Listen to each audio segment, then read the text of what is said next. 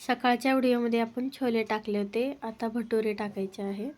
त्याच्यासाठी एक डब्बा मैदा घेतले, 1 वाटी दही, 1 वाटी रवा, थोडंसं मीठ,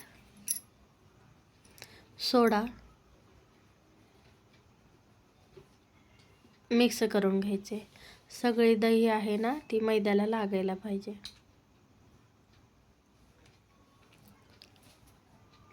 थोडं पाणी टाकायचं।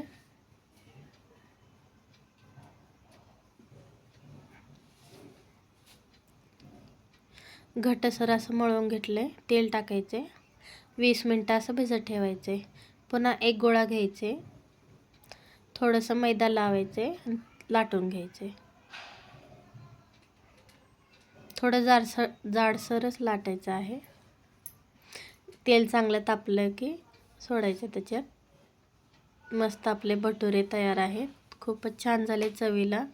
सकाळी मुलांना डब्याला किंवा चपाती भाजीचा कंटाळा आला तर हे छोले भटुरे नक्की ट्राय करून बघा तुम्ही।